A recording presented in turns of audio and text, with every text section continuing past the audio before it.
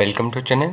Last lecture में हमने trachea की एलसीडी को हम डिस्कस किया था, यानी कि लोकेशन, कोर्स और डायमेंशन में डिस्कस किया था। नाउ हम उससे रिलेशन देखेंगे। तो रिलेशन को अच्छे से याद करने के लिए हम दो डायग्राम देखेंगे, जो कि होगा पहले एंटीरियर पोस्टीरियर डायग्राम रिलेशन को जानने के लिए डायग्राम बनाएंगे, और दूसरा लेटरल रिलेशन को जानने के लिए डायग्राम बनाएंगे। तो चलिए डायग्राम बनाना स्टार्ट करते हैं। जो सबसे पोस्टीरियर होगा वो होगा वर्टिब्रा, उसके ऊपर आएगा ईसोफेगस। तो हम वर्टिब्रा इस डायग्राम में नहीं शो करेंगे, हम ईसोफेगस से स्टार्ट करते हैं। तो हम ईसोफेगस बनाएंगे, हम दोनों डायग्राम साइमल्टेनियसली बना लेंगे। ये है ईसोफेगस। तो मैं जस्ट यहाँ पर पूरा ट्यूब नहीं शो कर रहा है, क्योंकि बना सारे जो हम बनाएंगे एक के ऊपर एक सारे जो पार्ट्स होंगे वो ओवरलैप करने लगेंगे।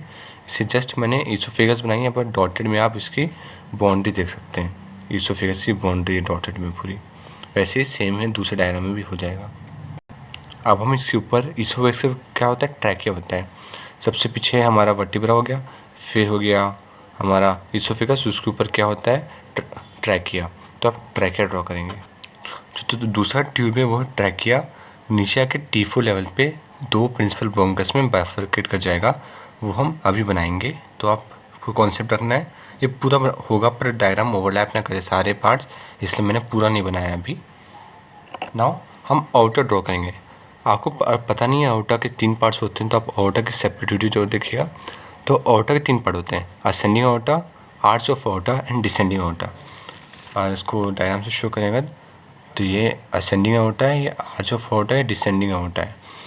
तो हम इसमें सबसे डिसेंडिंग आउटर और आर्च ऑफ आउटर शो करेंगे। आउटर बनाने से पहले जो ट्रैकिया है इसमें आपको बताया था सी शेप्ड रिंग होते हैं, कार्टिलेजिनस रिंग, तो हम वो भी शो करेंगे इसमें। तो इसमें हो जाएंगे सी शेप कार्टिलेजिनस रिंग, ऐसे आपको पूरे में शो कर देना है।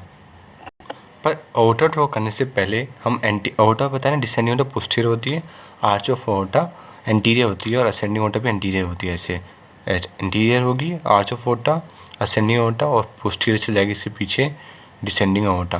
तो उससे पहले हम बना लेंगे पल्मोनरी आर्टरी। तो जो पल्मोनरी आर्टरी का कुछ पार्ट होता है वो आर्च ऑफ आउटर से ढक जाता है, इसमें डॉटेड में शो किया है। Now it's time to make the arch of outer, ascending outer and descending outer. So जो हिडन पार्ट है आपको जस्ट वहीं से स्टार्ट कर देना है। ये वाला पार्ट आपको कुछ होता है, ये हिडन हो जाता है, ये पल्मोनरी आर्टरी का पार्ट आर्च ऑफ आउटर से। तो कुछ इस तरह हो जाएगा ये ascending outer, arch of outer, और ये से पोस्टीरियर चले जाता है ये।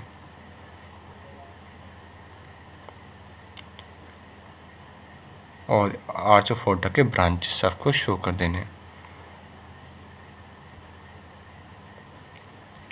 including left common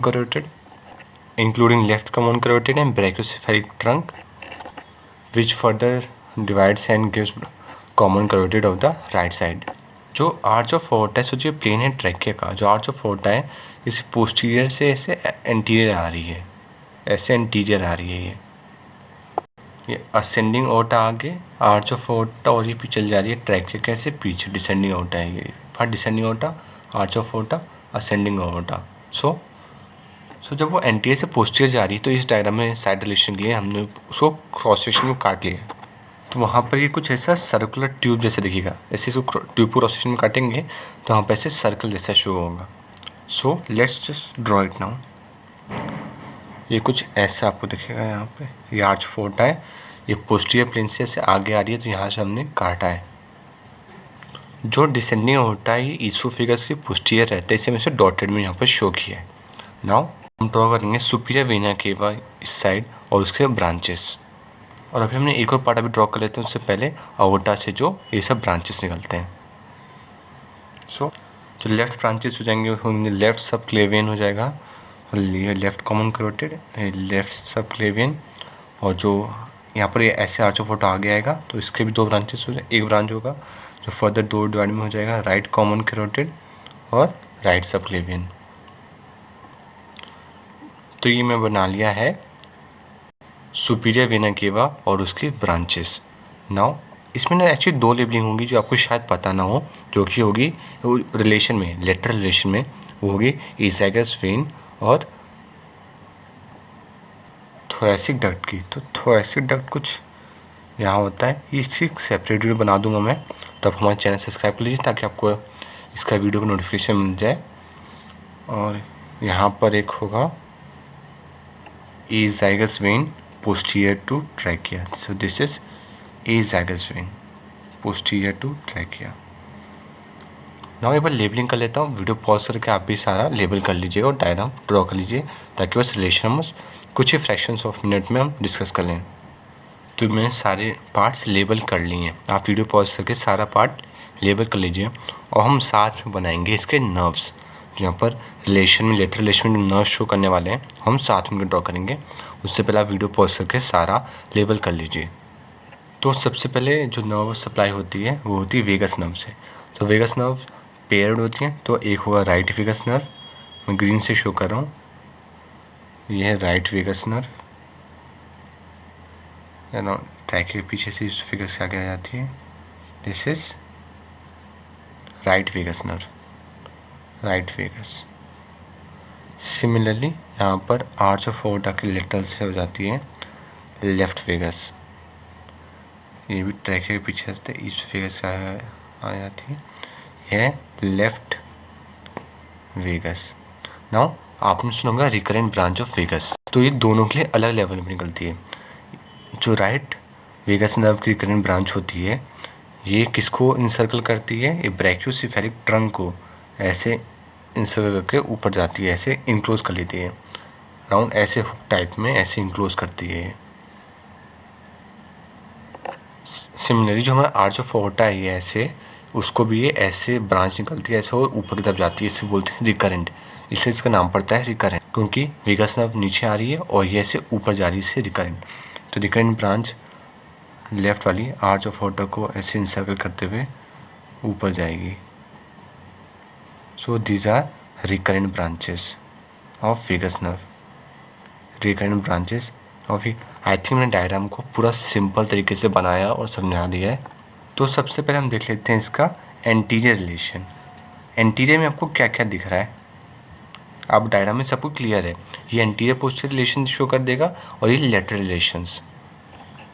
आपको यहाँ पर एंटीरियर में क्या दिख रहा है, ब्रैकियोसेफेलिक ट्रंक दिख रहा है, सुपीरियर वेना केवा दिख रहा है, और ये जो है ये लेफ्ट ब्रैकियोसेफेलिक वेन है।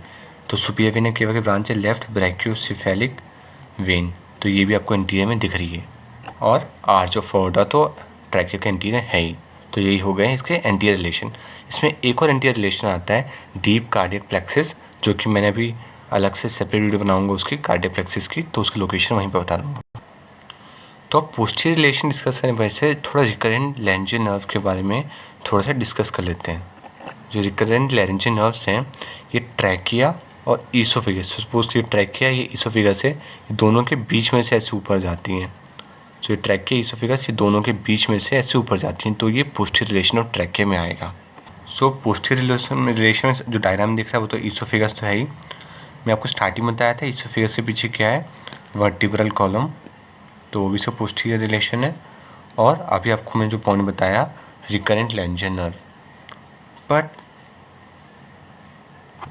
सिर्फ लेफ्ट रिकरेंट लैरिंजियल नर्व ही दोनों के बीच में से आती है। आपको यहाँ पर डायग्राम दिख रहा है, ये किसको, जो राइट वाली है वो किसको इंक्लोज करके जा रही है, ब्रैकियोसेफेलिक ट्रंक को, और इसके ट्रैकिया के पोस्टीरियर नहीं, ये एंटीरियर एंटेरोलेटरल है।